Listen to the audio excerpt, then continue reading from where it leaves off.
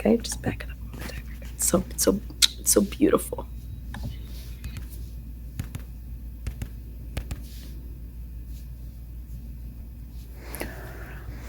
Okay, you guys. So, remember when I was telling you that I saw some stuff on Lindel Lane that it was really made me curious, and I was doing like, I don't know how, address popped up out of something, and I clicked on it, and lo and behold, that literally took me to the Lindel Lane area, but it didn't put those blocks on it. Like I didn't, like normally, like they have the blocks where it's all blurred out now. Well, it wasn't blurred out, and it just let me, cruise around and whatever in there. And so I just looked around and did, grabbed some bunch of screenshots and that kind of thing. Anyway, and when this first happened, and the Linda, I'm trying to think of how I found the Lindel Lane one. I think it was before any of the Lindel Lane stuff even came out. But, oh yeah, that's why, it was because it was the white Lantra. So I was looking through there, and the Google thing, they had the white car pulling around the area where the dumpster was, and on the little Google car thing, takes all the pictures for us. Well, as I was passing, going forward to the back, to the end of the Lindel Lane, you could see like a black guy walking with the dog, right? But he was kind of walking over to this car, and then when you'd go past, it would stop. You couldn't see him anymore until you turned around and went back out, driving from the back of Lindel Lane to Taylor Avenue, and you could see he was at the beginning of the road, and he had like a black and white quarter, like border collie, like a spaniel kind of thing, dog, which I think too. I've seen that dog in the police reports too, running around. So obviously that dog's not that well taken care of, but it's a beautiful dog. Anyway, you could see him walking. He was wearing a red and white, like a jogging outfit, or like shorts and a hoodie or something. Anyway, I backed it up a few different times and kind of tried to get closer to see who he was talking to, because he was, I swear it was like he was talking to someone that was in an apartment right there, and I think it was the apartments. So when you turn onto Lindel Lane from Taylor, it's going to be on the apartments at the end before you go up and around to the Lindel Lane. So it's going to be those on the very the right side at the end, right in front of the dumpster, where that when that guy was walking after he went up from the dumpster and walked up the hill back towards Lindel Lane towards Queen.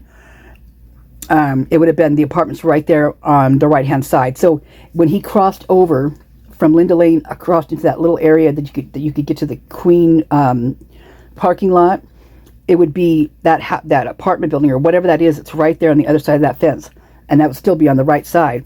Well, in the Lindel Lane footage, you can hear and you can see it too, especially in the difference mode one, because you can see the footprints, you can see them moving over there, but you can hear them putting stuff like in a storage unit, like somewhere by those apartments. They're putting something in there and they're locking it, because you can hear it actually locking. So, and it did it a lot. And this was towards the end. So this is more like, I'll have to look it up to make super sure. But I know it wasn't in the beginnings. So it was like from 3 to 5, somewhere around there. I'm thinking more from 4 to 5 time zone. So that's when all of that weird stuff was going on in there. Just so strange. But anyway, I don't know if you recall this, but I keep mentioning that I swear there's another dog involved, right? That I hear another dog. Now, there's another person that owns a dog right over there, and that would be Ty Dubai, which is Ty Moye, and he has a dog named Bodie, and I think it's like a border collie too, but a different color. He's got some pictures. I'll have to put them on here, but allegedly he lives in Puerto Vallarta now. Moved there about a year ago. Because he graduated from the U of I in international marketing, nonetheless. So, and his brother Matt allegedly has been in the service for 4 years. He's a pilot, and on his stuff. Same with Madison's. Both of them list that they live in Dubai.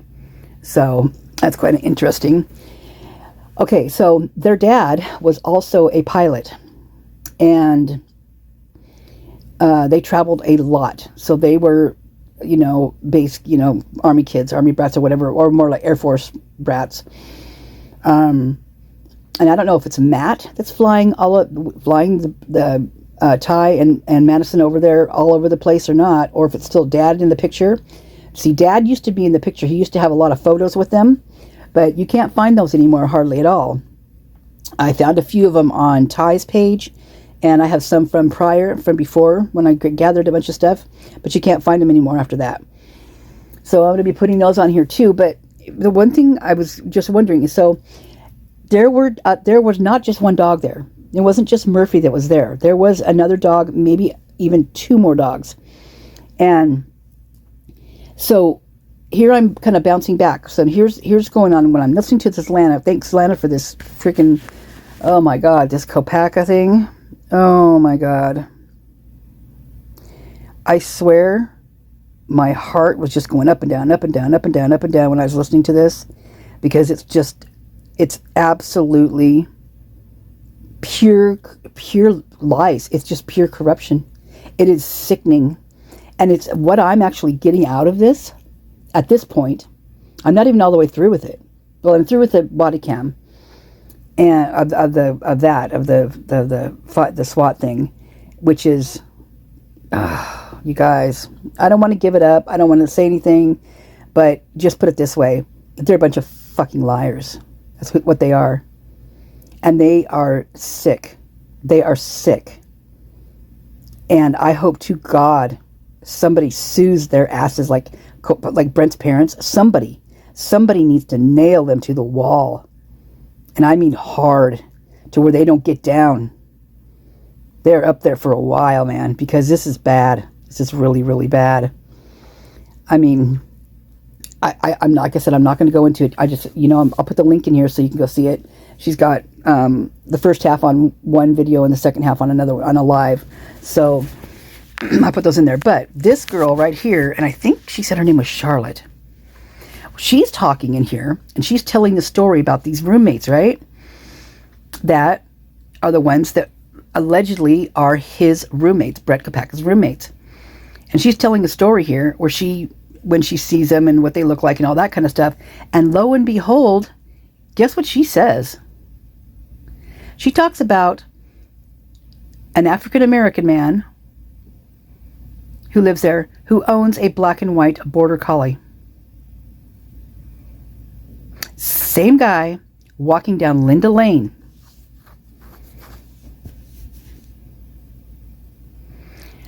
This is getting so, well, it's been disturbing, but it's getting so deep. I mean, hip waders are not going to save anybody in this freaking mess. You need a full-blown, zip all the way to the top, mummy sleeping bag, Tyvek suit to get out of it, to keep the muck off of you in this mess, because you're going deep. These guys are deep, man. This is disgusting. And it's like, how my mind's going where I'm going here is, how in the heck do they think, or how, if they do get, how do they get away with this? Because obviously they've gotten away with this before. This isn't the first time. It's not the second time, the third time, the fourth time, the fifth time, the sixth time. It's probably not even the 100th time. This is going on and on and on and on. And I'm just wondering how many people have been so messed up by this whatever they want to call themselves. A mess, a disgusting mess. I don't even know what to call them. I really don't. But, there's towns that are corrupt. Sure, every town's got its corruption. I'll give you that. Hands down, we got it in ours too. All day, every day. But this is, we're talking freaking full-blown murders here, you guys. Covering up full-blown murders. Murders. And as I'm jumping into this and I'm doing all I'm like last night I was jumping back to way back to 2018 in the Moscow police reports and back into the Pullman ones and stuff. Holy Moses. You wouldn't believe how many people die in Pullman. You think it's bad in Moscow. Huh. Holy crap. Of course, they've got more people. Yeah, give them that. But you guys, this is... Oh, this, you could have...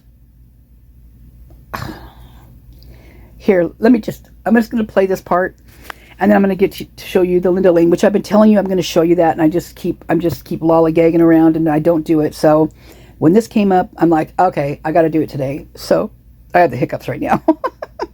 I'm not yawning, I have the hiccups. And when I get the hiccups, they don't usually last too long, but sometimes they get pretty violent. So, okay, so I am going to get it to the point here, but I mean, you got to listen to this, you guys, because she even talks about timing, like the timings and the cops that were there. I mean, I swear, you guys. So when they first showed those pictures of the cops all being around when it's all happening, they showed all these lights and everybody all over the place. These people aren't describing that at all. They didn't even take people out of the building, you guys. If this is a SWAT incident and someone's firing and it is in a hostile, it's hostile. It's a hostile environment, right? You don't leave people in those apartments. I mean, he could shoot through the floor. He could shoot through. I mean, the room. Of course, he's on the top floor, but he could shoot through the floor. He could, he could run down the hallway and start opening up in rooms if they were that weirded out about him.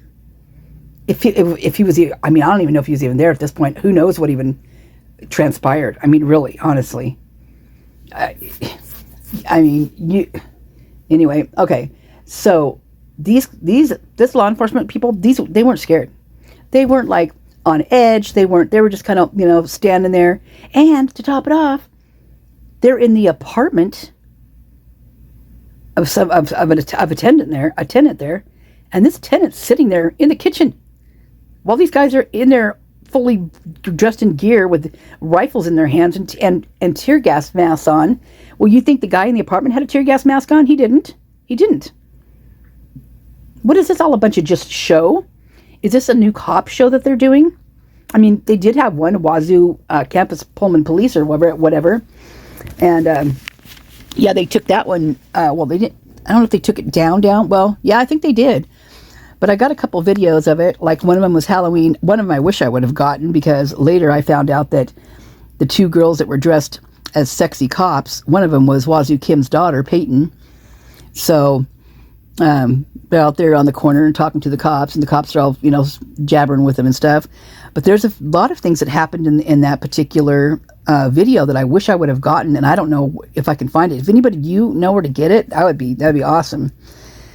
But it was Halloween night, and there was a few things that happened. I mean, there's a fight that broke out on that night.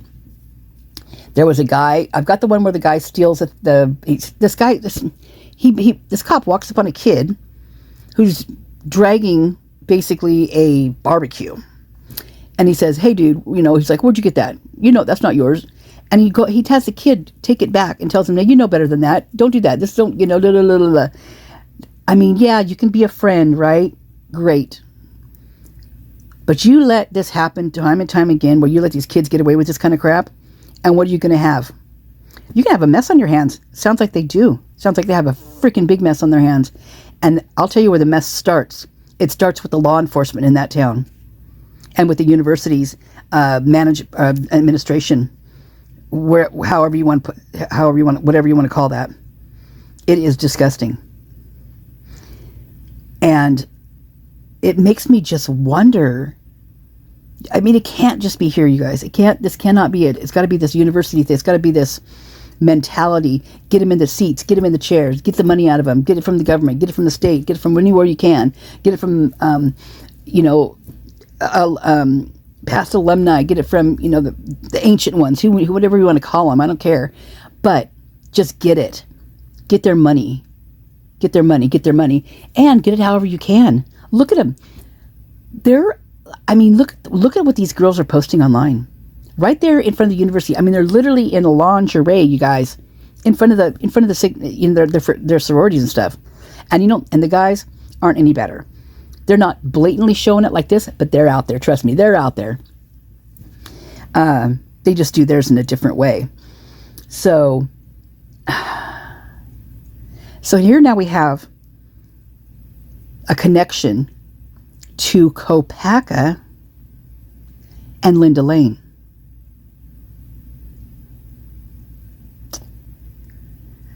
I don't think Kopacka did anything. I still don't believe he's guilty of anything. I think he may have knew something, and maybe him and BK were friends. Maybe they were friends, and maybe they knew something, and maybe they were there to uncover it. Because why is this happening? The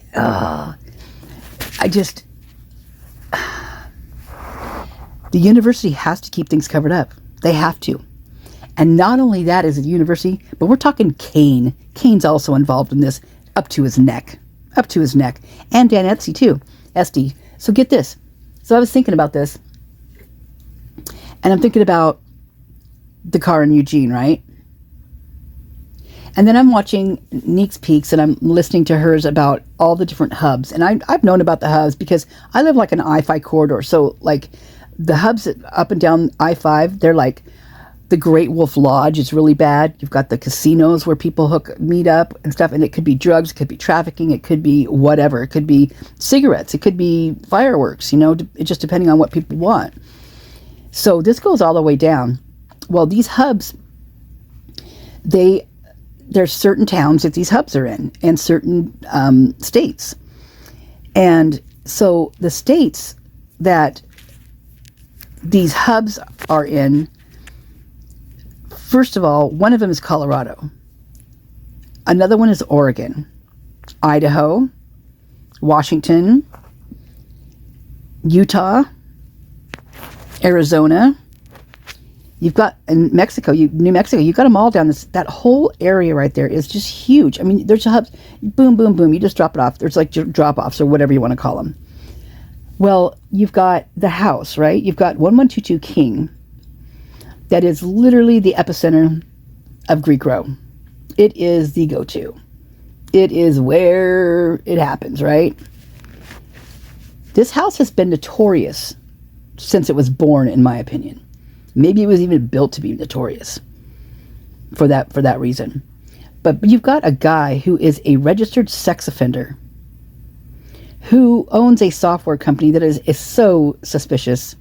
And so when you read about it, I swear it's about trafficking in children. It's or very young girls and boys. So you've got this house, right?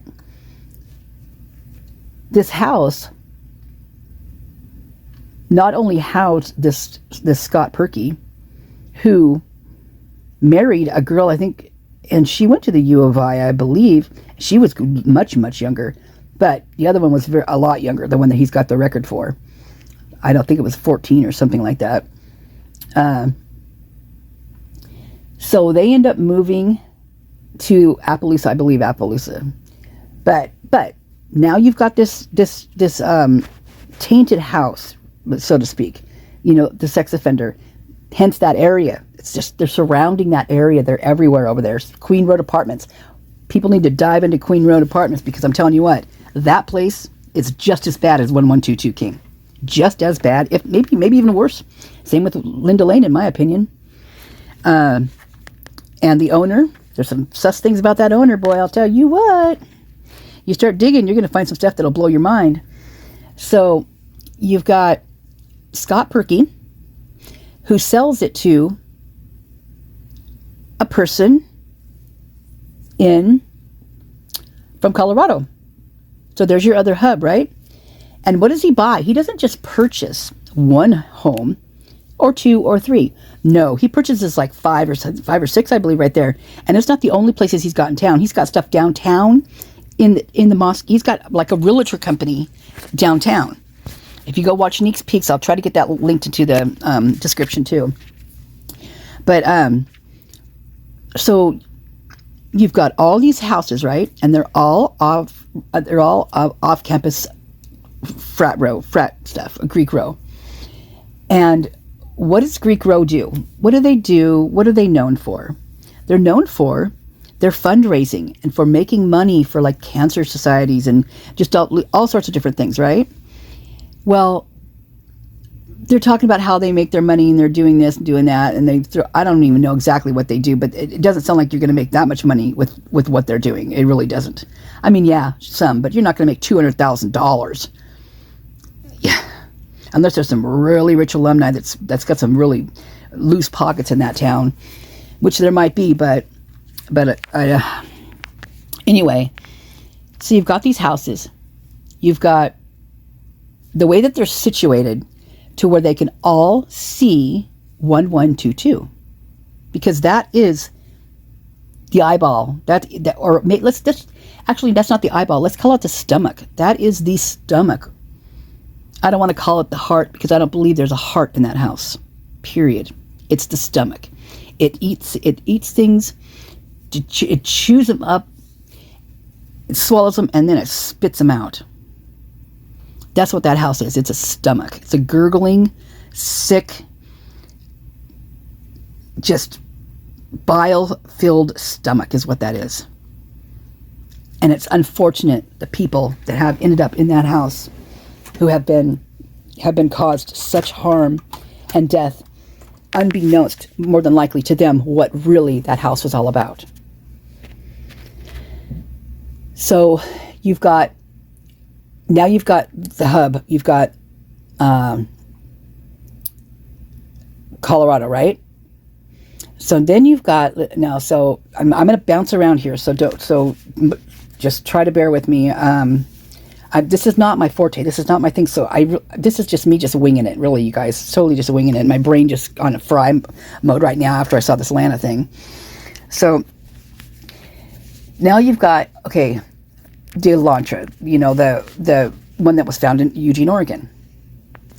That is registered. It is said even in the Pulaski police reports, it's registered to someone in Colorado, but they're not telling you who, because they don't want to tell you who, because they're lying about who it is. It's Dan Estes. It was registered to him. And they're not telling you that there was a guy found sleeping in the front seat of that car, and that guy was Brian Mumby. Brian Mumby is a graduate of the University of Idaho in forestry. Brian Mumby goes all over the place working because he does like seasonal things. You have to do that first with Forest Service. In fact, Forest Service is really hard to get into these days. Never used to be as hard, but it's very hard now because everybody wants to do it. Kind of like a garbage man in New York. Everybody wants to be the garbage because they make bank, man. So you've got him with this car, right? And it's found. This is after the murders. What are they looking for? What said that they're looking for that? Well, then we're talking we're talking Oregon, where those murders, that were never solved. Those stabbings. Right there in that area. Now you've got this guy who is in a vehicle that's been wrecked, that's registered to a guy who lives in Colorado, who owns the house where the murders just happened. And now you've got Colorado, you've got Idaho, and you've got Oregon. 3 hubs right here, right? Drug hubs, or whatever hubs you want to call them. So, was there movement through there? Was there a reason why? Was something? I feel that something definitely, that was a stash house, I believe. And I believe that something did go down, and I believe the frats definitely were involved. And I believe more so now after seeing a couple other videos I just ran across that I will also put into this video if I can get enough room on my phone. It keeps cutting me off. I don't know why, because it looks like there's enough room, but it just keeps cutting me off. So I'm going to stop talking here for a second. I'm going to let you guys kind of see this part of here. But when I get to Lindel Lane, I want you to, I'm going to try to point some stuff out, but I'm going to have to zoom in and do that kind of stuff because there's some disturbing stuff. I'm telling you. It's all right there. It is literally all right there. And they can't hide this. Okay, they can try to hide this, but it's for our eyes. If we look, it just drives me crazy when people are out there, oh, conspiracy theory, oh, you don't know what you're looking at, blah, blah, blah. Well, holy crap, open up your damn eyes, people.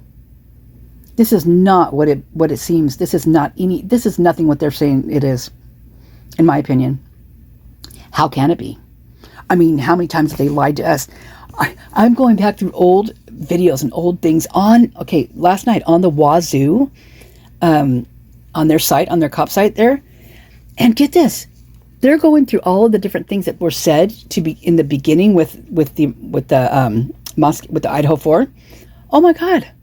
I was reading through that. I was like, my mouth was just opened on the, I'm like, are you kidding me? They're all so different.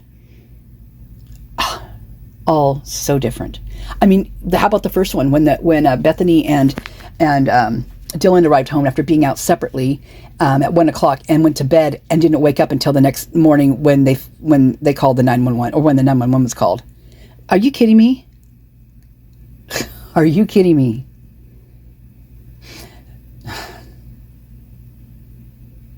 I'm not kidding me. This is something that just blows my mind.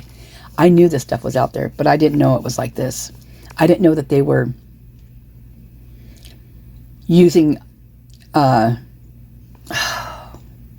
when they're busting these university kids for maybe a small stash or something or whatever, not a big drug dealer or anything like that. And then they're putting them, they're blackmailing them, basically blackmailing them into being a informant for them to get out of their whatever prison sentence they're going to get for selling this little amount of whatever they sold. How about the guy that that's been on the news. A lot of people have been talking about it. I think he's from Oregon. I'm trying to recall.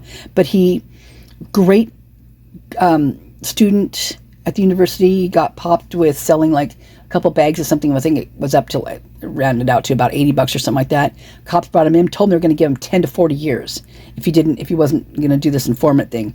He wound up dead. He wound up dead with a gunshot and weighted down in a creek with his own backpack, strapped across his chest filled with rocks. You tell me there's not something going on with these universities. And it's not just Pullman, it's not just University of Idaho, it's not, it's everywhere. And they're allowing it to happen. And you got to break it down to the sports people too in this. Their little team, the team guys, teams that make those teams, the football players, the basketball players, all those different guys, every one of them. Football's big, basketball's big, football's very big. You got to think about that, because they're protecting these guys big time. Why wouldn't they protect their stars that bring people to their games, that make them freaking money and bring more students and bring more revenue when they're drinking beer all day and doing the tailgate parties, and then they go bust them, and then they not only do they bust them, but then if they do bust them, they can get them in there and then make them their informant and, eventually just kill them off. Is that how this works? Unfreaking believable. God, sorry, Lana. I just realized what picture I had on here. Holy crap, I'm so sorry. At this point, Lana's looking back and she's going, oh my God, wait till you just hear what this lady's going to say. So actually, it's pretty fun. It's pretty funny, the expression, just because of what's going to be said here. But anyway, I gotta pause. I gotta sneeze. Hold on. Okay, let me add in there before I forget that Justin and his wife, who were stabbed in Oregon. Justin actually was deceased, and his wife, she survived, which is amazing what happened to her. But he was a vegan. They were vegans. And he worked at a dispensary in Oregon. So he worked at, I don't know if I don't know if it was a dispensary or it was where they groom. It's a big factory where they take the weed in and then they cut it down, the buds off and all that kind of stuff just to get it packaged for dispensaries. So that's where he worked. So there's another, not that he was a drug user, I'm not saying that. I mean, most people who seriously do that kind of thing pretty much do. I mean, in my opinion, are harmless. I mean, I think weed's just harmless anyway. I mean, yeah, they can put stuff in it that makes it really bad. That's for sure. But if you're just like this, what him and his wife seem to be, just kind of hippie-ish, just mellow, just relaxed, and just kind of easy people, But people, put labels on people like that, and it's going to happen. It's always going to happen. That's never going to end. But who knows what that was about? Was that about drugs too? I mean, it was right there, literally straight down the corridor. Oh, let me not forget this. So what was I watching? Oh, one of my favorite tarot guys. His name is El Divino. And when this first came out, the murders first happened, he put out a bunch of videos on everybody, one on each one. And he reads cards so differently than most people. It's really interesting how he does it. And he's got a background that's kind of, he's been in prison. He seems like such a great guy. I mean, seriously, but he was there for, I can't remember, it's for a weird reason. Not because he was a really super bad guy, but I can't, anyway. But anyway, so he's reading the cards, and the one I watched last night, Joanne actually in one of whose thing was this in? Oh, I think it was in Tommy's on Once Upon a Crime. She had commented to go watch one of El Divino's, and I'd like, oh my God, I totally forgot, because I used to watch his all the time, but he stopped making him on those, and he does like horoscope ones and things like that. And I've gone in and I've asked and made comments, hey, can you revisit the Idaho 4 and things like that. So anyway, put this in your brains, see if you can go there. Maybe if enough of us ask him, he will do it. So last night I was watching I've watched them all, like I said, I mean, a dozen times each. The one though last night was the one about the house. And man, oh man, oh man. The killer, who they say the killer is, you guys.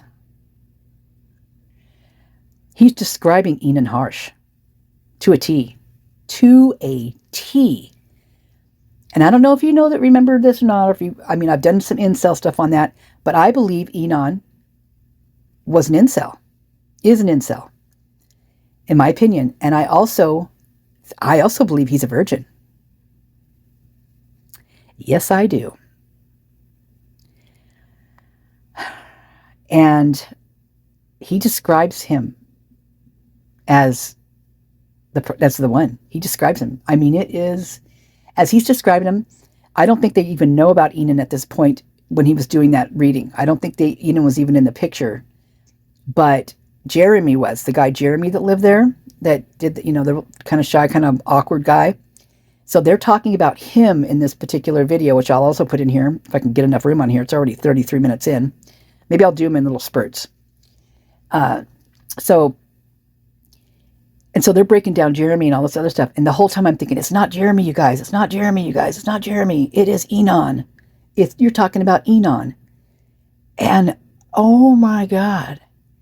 He even breaks down about him being a student forever. Well, so's Enon.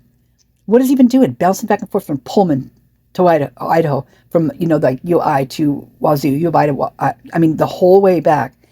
He also travels up and down that I-5 corridor. Yes, he does. A lot. Because he's got his family down. He goes and visits in San Francisco, which is another hub area down, that whole area down in there. Major. Oh my God. Seriously. Especially Hoyt Street. Hoyt Street is so, I don't remember you telling me about my friend who just passed away. He used to live there. He used to live on Hoyt Street because he used to be the manager of Grateful Dead. Yeah, he's got a pretty colorful background. He got great stories. Funny guy. So I've heard, that's a notorious part of town. Notorious for drugs. I mean, that's a lot of the bands. Well, you just have to go check it out. But anyway, so that's where I first found the pictures of Enon, and I broke them down by looking at that shop in the background, because I got to figure out where he's at. And so I just got little bits and pieces of it as he was doing his twirling, and I caught little pieces on the building, and I just Googled it. And I mean, it took me right there. But anyway, so, and you've not only got Enon being back and forth from these two campuses, but also in Oregon and then down to California, that area, which you could also stop, wherever other hub you wanted to on the way down or even on the way back. And you've got him talking about, he's the one that put the black SUV in our brains, right? He's the one that did that. Nobody else talked about that but Enon. That was his thing. That was his thing with all the different license plates, right? Enon named all the hubs, you guys.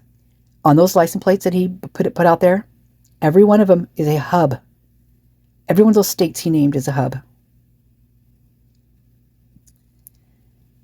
He also talked about the white Lantra. About a girl he knew that owned a white Lantra.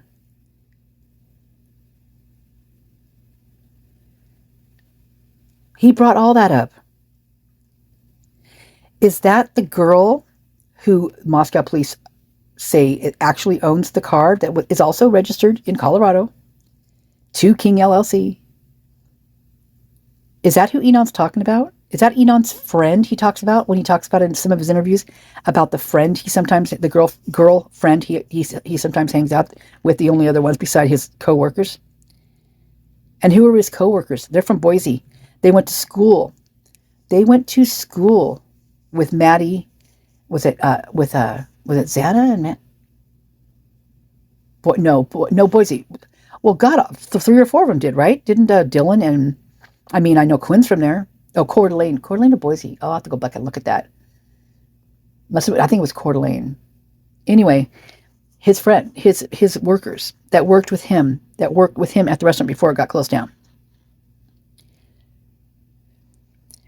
The El Divino talks in his cards as they're being read about this person, this killer, who was turned down, basically, and was tired of the parties and not being invited, basically, to the parties, being kind of an outcast. Well, isn't that what Enon said? That he walked over, had a bottle of, basically old used up wine that he had, which, in my opinion, now that I'm thinking back on that, that's not what happened. That's not what happened. And how do we know what happened? Because there's no one to ask what happened, right? He's got that lie covered, but he doesn't. He really doesn't. If you really, really dig into it, Enon is the eyes and the ears over there. Enon is part of the workings of that environment, of that toxic environment and deadly environment. Where do you think Emma was cruising over to when she was leaving that the noise complaint? Remember when the cops walked up and Emma was walking out with her friend, and she was headed, off to their left. Where do you think she was headed? I bet she was headed over to the Queen Road Apartments. Betcha.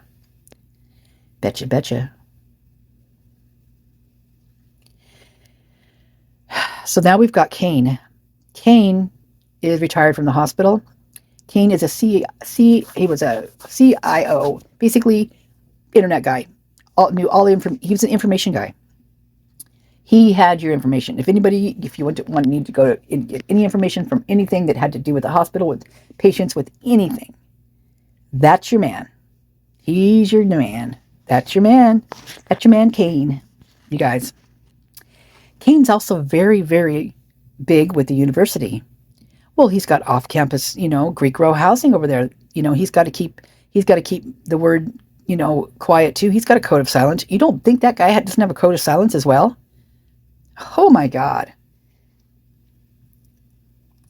They almost have nightstands with gag balls in them, right next to their bed. Because literally they're all shut up a lot of the time. Can you imagine? Can you imagine what that town, okay. So years ago when I used to bartend, there was 2 people that used to come into our bar all the time, and they were schizophrenic. And they were really good people, and it was a karaoke bar. They loved to sing, and it was great having them.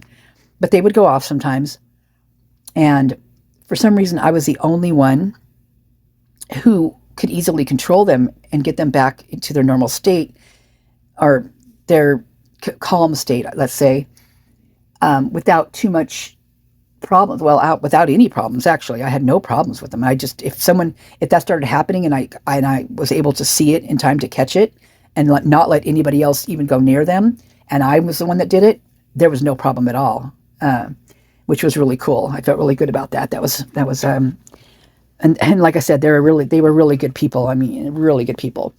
So one of them, I was talking to her, Linda, one night, and I had just been hearing. It was when Yaz upstairs at Eric's was the big music thing going around, and there was a song they had, and it was just a bunch of rambling noise and then talking over a line, but it was staticky, and it was anyway. What it reminded me of, how it made me feel, was after talking with her, is that's how a schizophrenic would feel, and that they say that they're just all paranoid because they make things up in their heads. Well, I'm beginning to I think they're probably the ones that are sane. We're the ones that are insane, not knowing what's going on in this world. They're the ones that actually know what's going on, and that's what makes them their head so filled with that stuff. And this song was like that. If I can, I'll try to remember the song, but anyway, I was talking with her about that, and she was kind of saying, yes, that's kind of like how it is. So what I'm saying is that in that town, this is how it would feel to me, being in that town and being like an outsider. So say you're BK, right? You come from somewhere else, and this town's got its secrets. It's got its codes of silence. It's got its do's, and it's got its damn don'ts, and this is how how I would feel in that town. I would feel like a schizophrenic, probably, because they're all talking to.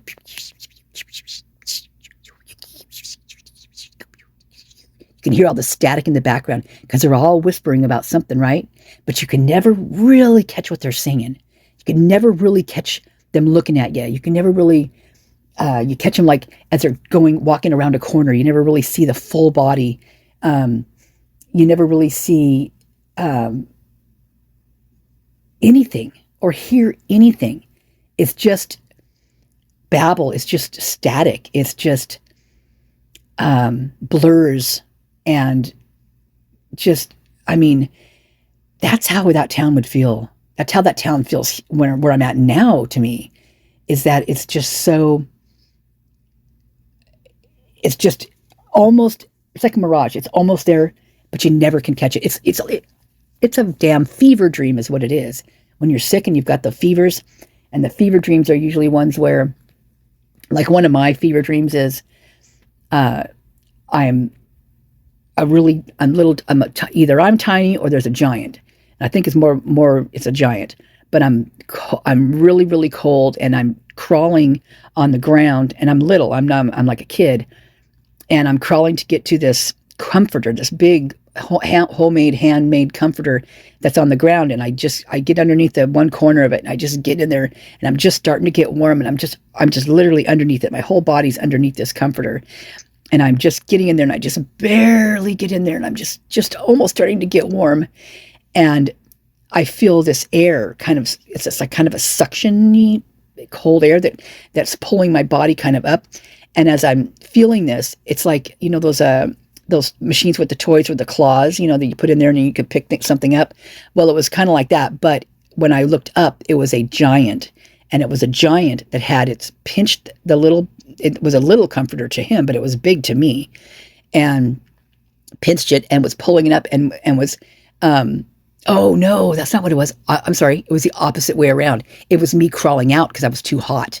So I was in the middle of it. That's what it was. I'm in the middle of, it's been a while since I've had that fever dream, but that one was scary. And it's one I have all the time too. It's like, it's consistent with my fever dreams. I have 3 of them that I usually have. But anyway, so I'm in the middle of it, okay? And I'm just getting out to get air. I just get to the very corner of the blanket, and I just poke my head out just enough to grab a gulp of fresh air. And then the blanket is picked up, and I see this giant over top of me, and he drops it back on me, and I'm right back smack in the middle of it again. And I got to crawl back out again. So that's how that town feels to me.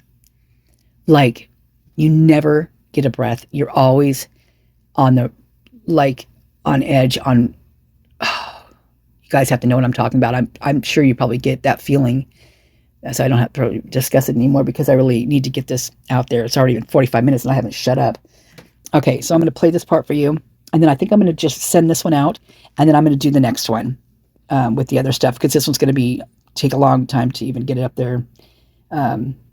Anyway, who's this in the background over here? That guy looks familiar. Oh, speaking of familiar. So when I was on the Wazoo site last night, they were talking about that Jason Olin guy. They have a ton of reports on him. I only saw a few of them in the actual reports or the news articles. Holy crap! That guy was all over the place over there. I also think he's got a big name, but that guy right there, who is that guy? That seems weird. I know that seems familiar. Okay, all right. Give me a second here.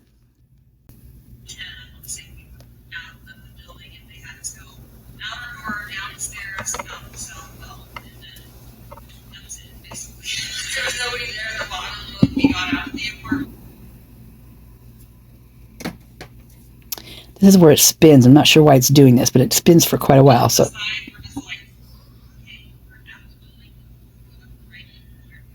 you mentioned that you've seen the police there before?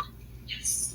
So the two people that I know that live there, we've seen going out not tonight in the last 24 hours, but in the past. Boom, bitch. The two people that we have ever seen that live there, we haven't seen them in the past 24 hours. Like, we didn't see them that night. They didn't see the alleged roommate hostages. Are you listening to this?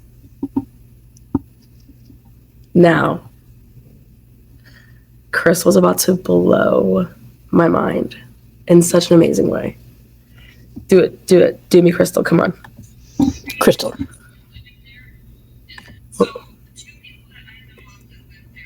The two people that I know of that live there.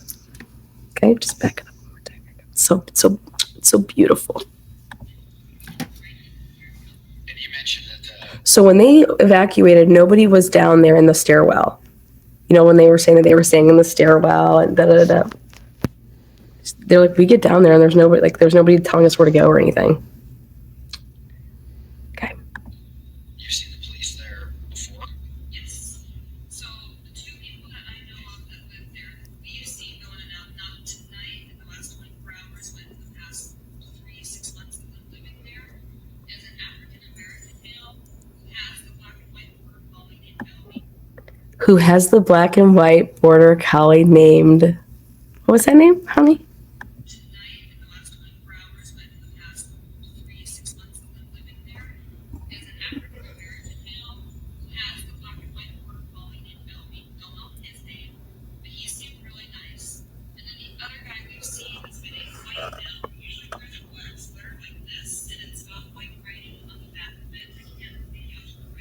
Long hair, short hair. Short and so specifically because usually whenever he's walking around, he's like this, and he's got his hat like that over his head. But we actually, I don't know if we still have it, but we have a security camera on our balcony facing the parking lot right there. Crystal, you go, girl. I'm sorry. Crystal is about to tell you all that they have 24-hour surveillance. Oh, shit. Okay, you guys. So I'm going to give you that right now, and then I'm going to do another video as this is loading up, so I can get the other stuff out there.